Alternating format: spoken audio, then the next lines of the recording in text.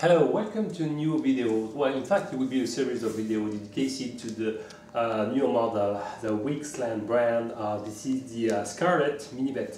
So this is a 380mm quadcopter size, including a 3D gimbal, HD camera, and FPV working at 5.8 GHz. So this video is just mainly the unboxing and just a brief description of what you will find and basic testing. So in the back side of the packaging you can find that the camera of course is associated with the 3D gimbal. You have a smart battery indicating at least the level of charge, remaining level of charge. Well, flight controller of course, a tiny FPV monitors working on 5.8 GHz as said previously, and also displaying some OSD information, for example the velocities, the number of satellites you are receiving, etc. from the GPS. And the remote is a 10 channel, so you have a mini joystick behind to control at least the tilt axis of the gimbal, and you have some brushless motors, and there are 22 type. Okay, so here is what you find in the box. Here is a quadcopter. Well, it's first of all it's orange color, so well, you have to like or not. Personally I like, because well, I like the orange generally speaking, and I think it's a good choice if you to see it in the skies, or if it's lost into the grass. It's very noticeable. So the landing gears have got a green clearance of approximately, well, I would say 13 centimeters, if I can measure correctly. Well, I will make some basic measurements there, but I guess they are something like, yes, something like 14 centimeters, yes, something like this. 13 centimeters of green clearance. Okay. Well, the motor size, I said previously, there are oh sorry, I said 22, there are 28. Okay, so I can't see the key, okay, but when I will disassemble it in the other video, I will give this information. Well, let's focus on the gimbals. The gimbal standalone scales 200 grams, okay. It's nice, including the camera, HD camera is including this kind of balls. You have for the gimbal micro USB port, I guess, to tune it, to calibrate, and so on, to flash new firmware. On the quadcopter itself also you have a micro USB, so I guess to flash new firmware on the flying controlling board. So basically if you have the main power lead there, okay, two big wire, the security for the battery, so when this one are pushed, the quadcopter can be turned on. You can find on the rear the 2.4 GHz receiver. Okay, this is a receiver, and the antenna is there, is located there. Okay, this is trimmed to 28 millimeters. Okay, and the 5.8 GHz is located on the other legs. Okay, so this one is linked with the video 5.8 GHz video transmitter here. You have a metallic shield to dissipate the heat. It's warming a lot after a few minutes, so it's a good news. And you have two tiny micro dip switch to select the frequency channel. That's good. You have 8 channels possible. I would check if some of them are compatible with the far track one, but for sure the first one, the default one, is working on the Boscam band at 5645 MHz. Okay, what I can say more about it? Well, it's come with the battery. This one scales, it's quite heavy, a 5200 mAh battery working in 3S with the smart system, and scales something like 370 grams. Okay, you have some props, some 10 each props, exactly some 1045. Okay, it's written somewhere, but there are 1045. And well, maybe it's interesting some of you, the main you have some 5 millimeters shaft, okay, and the larger one is 7, okay, so 5 mirrors inner, 7 outer. Here is well, you can for its battery, you can, if you press on one button, you can measure the level of remaining charge. That's a good news. There is a LCD, okay, a small one, very small, but including a sunshade, is to attach to the main remote. And you have the button on the right side. Here is to power on and off if you long press on it, and if you briefly press on it, you are cycling on the 8 frequency channel, so you can select your one of the 8 5.8 GHz frequencies. Here is 1.5 millimeters jack output, I guess. I think it's another out. I will check this fact. It's good news. You can plug your Googles or external monitors. It's good. And here is a micro USB port to charge the internal LiPo. And finally, LEDs that used to, when is red, it means that you are charging the LiPo, and when is blue, it means it's okay. What also you will find the props locks of the, okay, nothing special. You have an arrow to be sure that you are using the right props on the right motors, and a small wrench to lock them.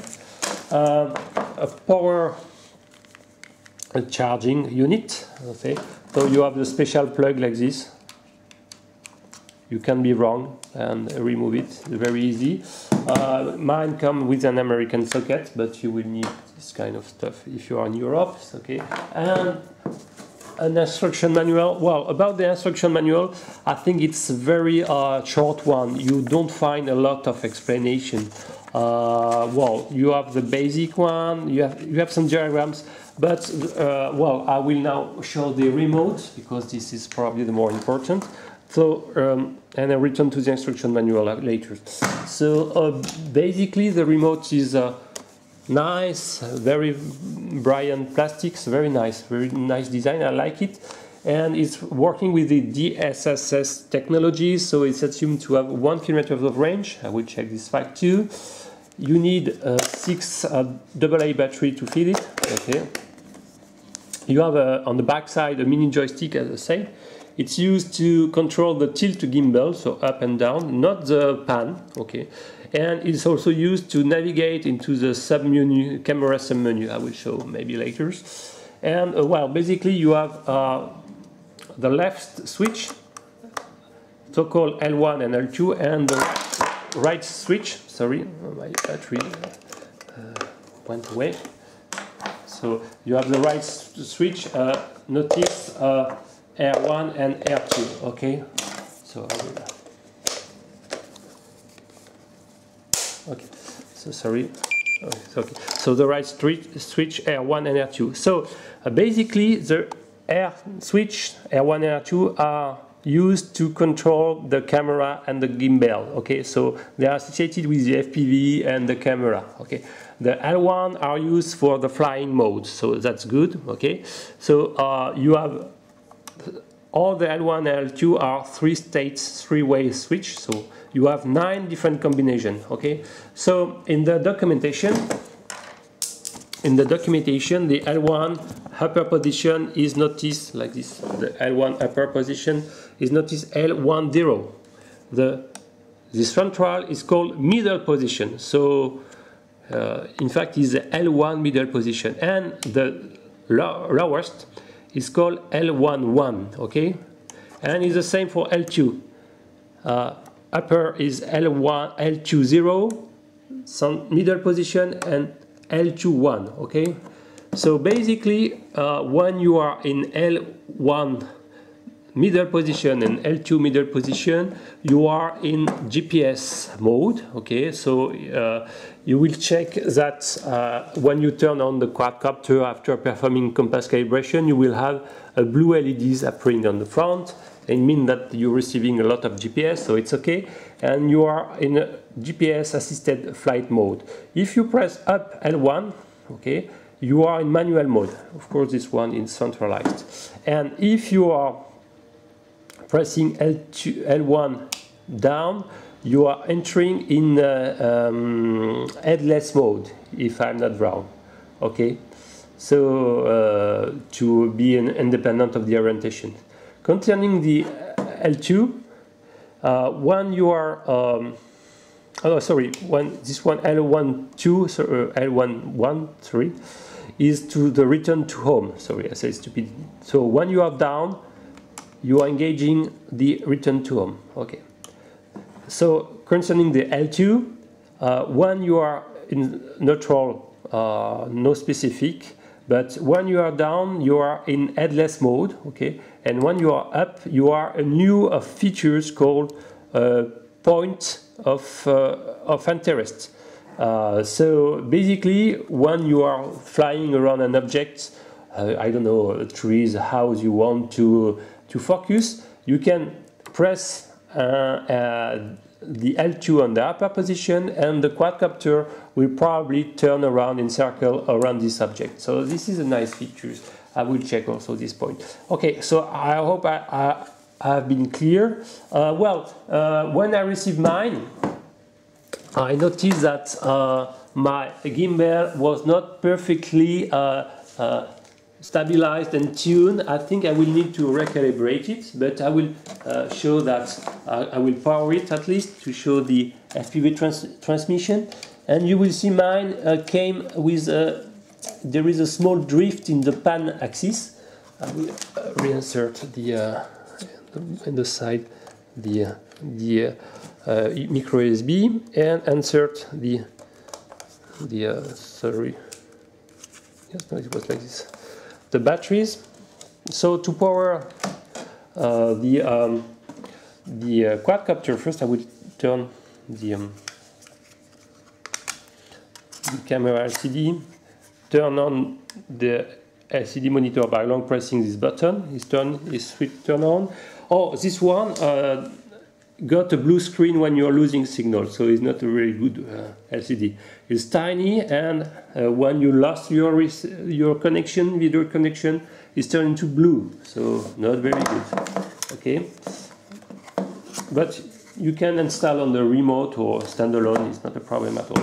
So I will turn the transmitter, and to power your quadcopter, you have to push both buttons simultaneously.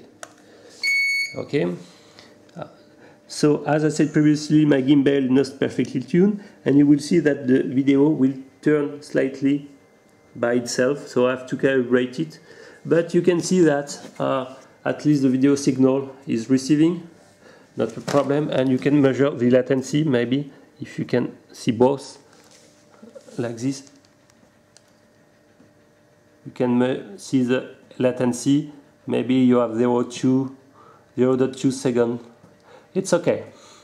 I will check this fact while recording. Okay, my gimbal start to be crazy, so I will again